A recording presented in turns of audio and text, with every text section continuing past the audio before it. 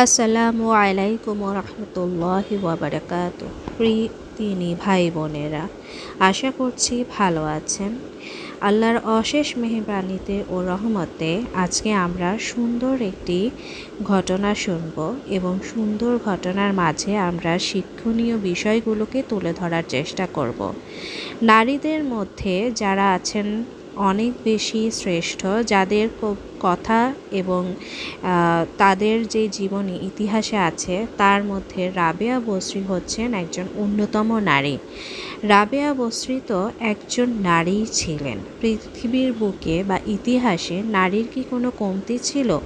কেন নারী কিংবা পুরুষকে সমাজে স্থান পেতে হলে প্রথমে তাকে হতে হয় উচ্চ বংশের অধিকারী, নারীকে হতে হয় রূপ সৌন্দর্যের অধিকারী, হতে হয় ধন সম্পদ এবং সন্তান সন্ততির অধিকারী। এই চারটি বিষয়ের কোনো একটিতেও যদি ত্রুটি থাকে তাহলে পৃথিবীর পাতায় সম্মানের আসন পাওয়া যায় না। সমাজে আসন পাওয়া যায় না শ্রেষ্ঠত্বের, বরং ইতিহাস তাকে দেখে উপেক্ষার নজরে। যার বংশমর্যাদা নেই, রূপ নেই, সৌন্দর্য নেই, অর্থবিত্ত নেই, ইতিহাসে তার কি মান মর্যাদা আছে?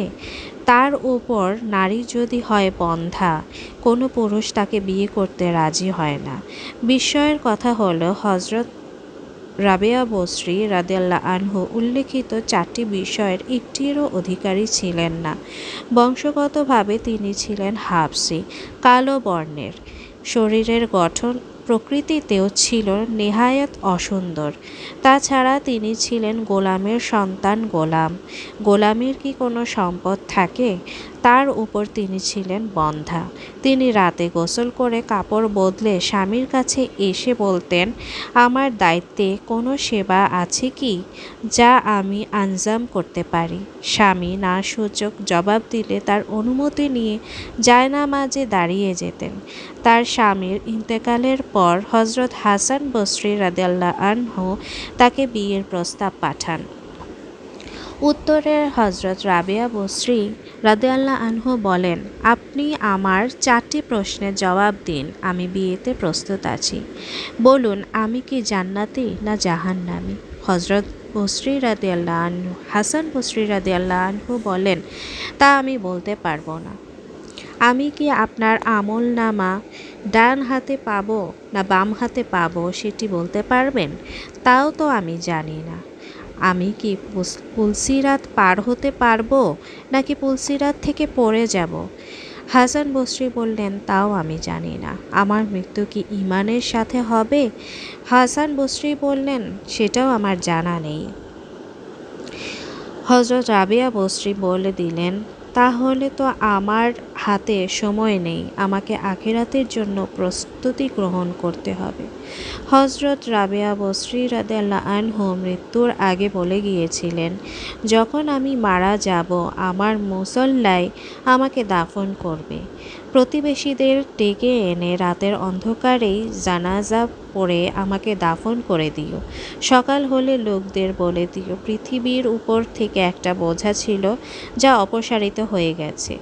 পৃথিবীর বুকে মৃত্যুর আগে যেই বাদীকে তিনি এইসব কথা বলে গিয়েছিলেন, মৃত্যুর পর সে হজরত রাবেয়া বসরিকে স্বপ্নে দেখে।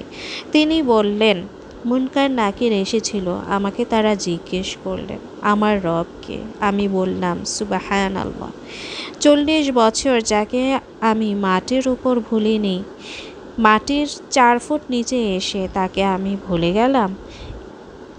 এ কথা শুনে মুনকার নাকির অবাক হয়ে গেলেন। আমি বলি, প্রিয় বোনেরা, মরতেই যখন হবে এভাবেই মৃত্যুবরণ করো। হজরত রাবেয়া বসরি ছিলেন কী ধরনের মানুষ, কি এই পৃথিবীর উপর বোঝা ছিলেন? বোঝা তো আমরা, আমাদের মাথা থেকে পা পর্যন্ত সমস্ত অঙ্গই হচ্ছে গুনাহে জর্জরিত।